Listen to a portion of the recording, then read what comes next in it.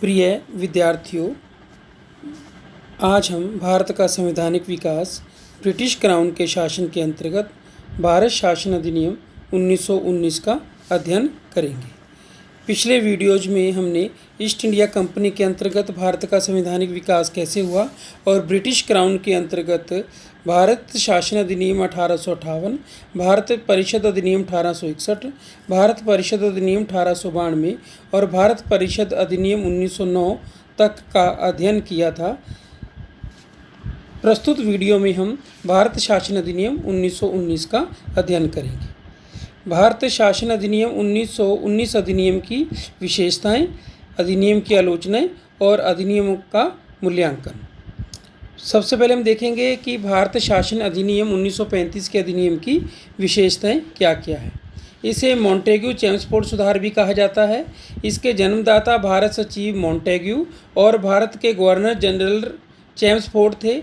इस अधिनियम को तत्कालीन संवैधानिक सुधारों की मांग, होम रूल आंदोलन, प्रथम विश्व युद्ध आदि अनेक कारणों से पारित किया गया। इसके माध्यम से प्रांतों में आंशिक रूप से उत्तरदायी सरकार की स्थापना की गई।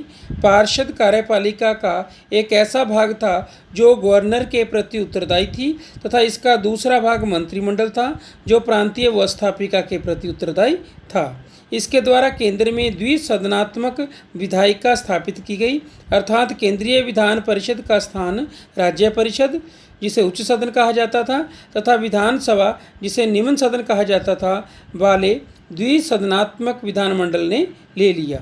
राज्य परिषद के सदस्यों की संख्या 60 थी, जिसमें 34 निर्वाचित होते थे और 26 मनोनीत। कार्यकाल 5 वर्ष का था, जबकि विधानसभा में 144 सदस्य थे, जिसमें से 104 सदस्य निर्वाचित होते थे और 40 मनोनीत होते थे। इनका कार्यकाल 3 वर्ष का था। दोनों की शक्तियां समान थी। बजट पर स्वीकृति प्रदान करने का अधिकार केंद्रीय विधानसभा को था। केंद्रीय और प्रांतीय विषयों की सूची की पहचान कर राज्यों पर केंद्रीय नियंत्रण को कम किया गया। उन्हें अपनी अपनी सूचियों के विषयों पर कानून बनाने का अधिकार प्रदान किया गया।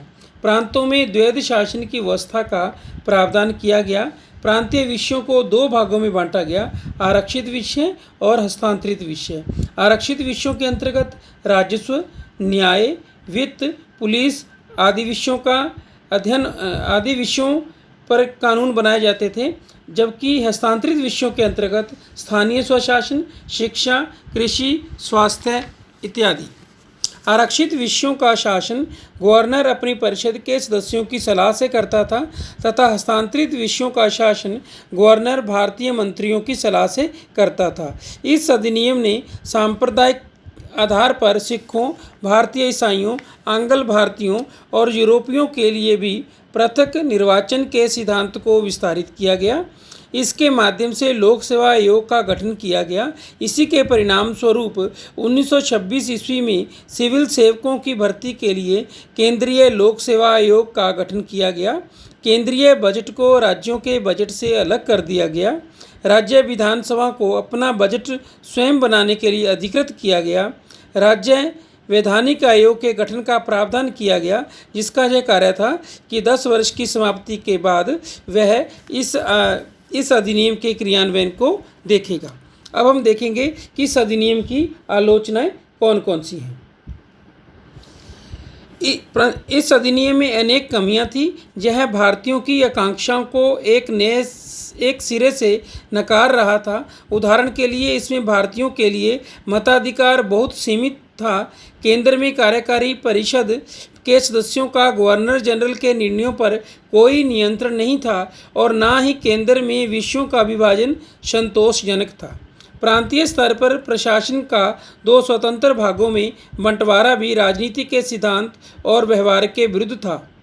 अधिनियम में जो विषयों का आरक्षित व हस्तांतरित बंटवारा था वह भी अव्यवहारिक था। उस समय मद्रास के मंत्री रहे के वी रेड्डी ने व्यंग्य भी किया था कि मैं विकास मंत्री था, परंतु मेरे अधीन वन विभाग नहीं था।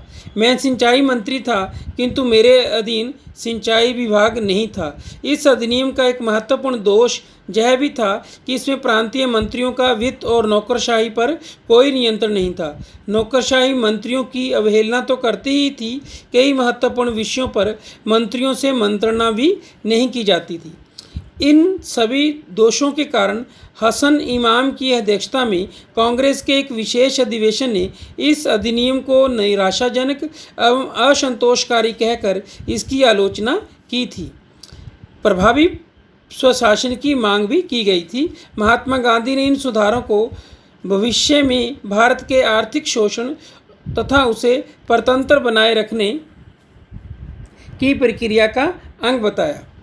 मूल्यांकन: यह अधिनियम भारतीयों की आकांक्षाओं की पूर्ति में असफल रहा। यह वास्तव में भारत का आर्थिक शोषण करने तथा उसे लंबे समय तक गुलाम बनाए रखने के उद्देश्य से लाया गया था। फिर भी इस अधिनियम से भारत के संवैधानिक विकास के इतिहास में महत्वपूर्ण स्थान है। धन्यवाद।